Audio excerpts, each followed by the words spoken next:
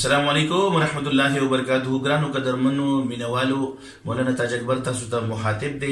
نن تاسو سره یو داسې شخصیت ملاقات کوم چې دا زړه به مو خوشاله شي. ماشاءالله ضیاء الرحمن صاحب سره زما یو 2 میاشتې 3 میاشتې مخکې ملاقات شو په بنګوره کې. ضیاء الرحمن صاحب چې تاسو ته مخامخ ښکاري دا ماشاءالله د نوراني چهره چې الله جل جلاله له ورکړې ده، نو دا تاسو سره د تعارف کوم او دا تحدیث به نعمت کوم. بعضی ملګری وایي چې دا خبرې ولیکي دا خبرې ولیکي، نو بس دا خبرې دغه سړی په دې خبره پوهېږي، نو ځکه دې دا اعتراض کوي. نو اعتراضو به نه کوو، خو د دې ملګري دې کارګزارۍ ته غوږ کېږدئ. ضیاء الرحمن صاحب 12-13 سال ګلوکاري کړې وه، سندرغاړی او مجلسونه به یې کول، باجو دکړو ربابونو سره خپل ګروپ یې خپله ډلې وه، او د دې نه علاوه د قصابۍ کار کوي، خپل دغه کاروبار یې ښه دی، او په موسیقۍ کې هم څه مې ډېرې پیسې ګټلې. زما ورسره ملاقات شو په میګوره کې، د دې په دوکان کې د غوښې په دوکان کې ملاقات شو.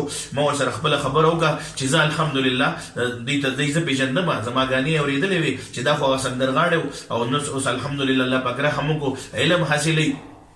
نو ما ورته مې زه ډېر زیات خوشحاله یم.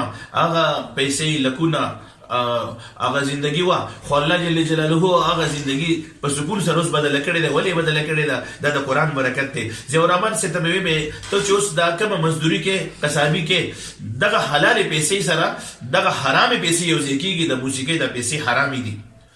ما پته ولګېده، اول خو به مې په سمجھ کې نه راتله، مې یار دې ته ولې حرامې وو؟ دا خو مونږ محنت کوو، چانې په سوال خو نه غواړو، په زور خو نه الو. خو نه، کومه خبره چې د قرآن او د حدیث نه ثابت وي نو هغې کې به مونږ انکار نه کوو. چې که الله په ګړه کې واچول سمجھ کې راغله، نو مې ما هغه پیسې پرېښوې، هغه ګټه پرېښوه، او مدرسه کې مې داخله واخېسته.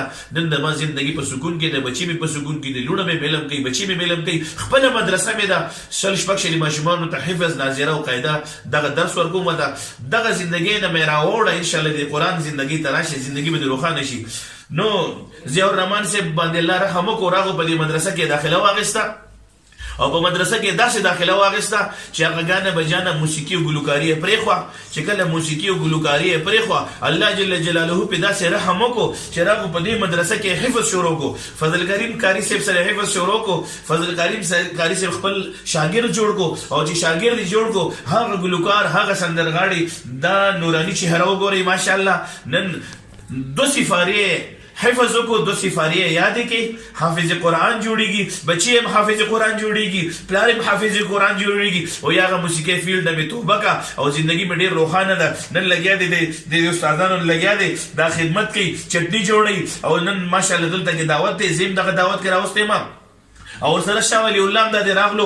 شاه ولی الله هم ماشاءالله الله پاک پې رحم کړی دی، د دعوت او د تبلیغ په برکت یې الله زندګي روښانه کړې ده، د دعوت او تبلیغ کار کوي. او دوی ماشاءالله اوس ملاقات را سره وکړو د قاري صاحب سره، انشاءالله امید دی شاه ولی الله هم ما ولې مخکې مشوره ورکړې، اوس ولې بیا ورکوم. او څنګه چې دی سندرغاړي دی ملسي د دې ګلوکارانو اداکارانو فنکارانو دا ذهنونه ډېر تیز وي چې د الله د کلام زده کړه به شروع کړي، الله پاک یو د ډېر زر اسانۍ د شاه ولی الله په خدمت کې زه درخواست کوم. مخکې مې مته ویلي یو پیره بیا وته یم چې شاه ولی الله د دې ملګري 2 میاشتې وشو، 2 سفارې یادې کې 2 سفارې په یاد او حفظ یادې کې. شاه ولی الله ته ویل چې انشاءالله بچه دې سره سټیپ واخله، خوا کې دې ورسره کور دی، پرېږده دا دنیا، ورکه دې دنیا شهره کې نوم شي. شاه ولی الله الله جل جلاله بدرله په دنیا کې لوړ مقام درکې، او آخرت هم چې دې تمه د مخلوق د دره پرېښوه، بادشاهي دې مبارک شه که ګدای. زما زندګي الله پاک روښانه کړې، ډېر خوشحاله ژوند تېروم. د الله د کلام درس او تدریس دی، الحمدلله. یو کال سفر د علم پاتې شو، بل کال به فارغېږم انشاءالله. نو څنګه عزیز الرحمن صاحب خوشحاله؟ الحمدلله چې په دې زندګي ډېر خوشاله او مشکل خو درته نشته په دې سره. نو د موسیقۍ هغه فیلډ یې پرېښو، او وایي زه خوشحاله یم. دغه شان شاه ولی الله په خدمت کې درخواست دی انشاءالله.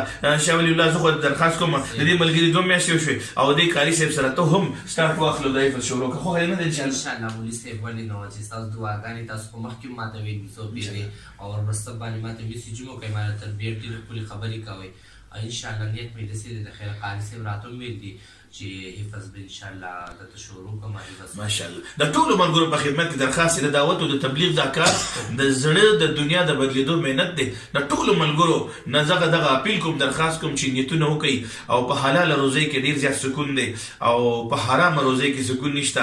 کم تربیت د بچو چې په حرام روزۍ باندې وشي، په غلط بیانۍ باندې په ګټلو باندې وشي، او په چالاکۍ باندې د پیسو د ګټلو باندې وشي، او بیا په دغه بچو باندې بیا دغه پیسې لګي نو دغه بچي بیا دغه مور او دغه پلار په کار نه راځي. الله دې موږ تاسو ټول ته د دین په کارونو کې استقامت او اخلاص نصیب کړي. السلام علیکم ورحمت الله وبرکاته.